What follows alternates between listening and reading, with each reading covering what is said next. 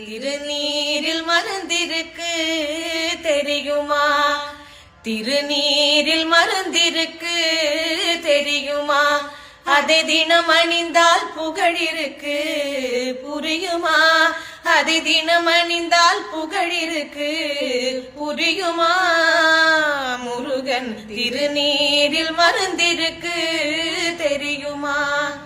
அருள் மணக்கும் ஐயனின் திருமருந்து, அருள் மணக்கும் ஐயனின் திருமருந்து, நல்ல அறிவு கண்ணை திறந்து வைக்கும் மறுமருந்து.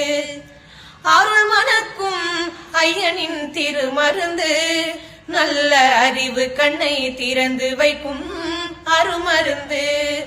அன்பு வழியில் வாழ வைக்கும் பெருமருந்து,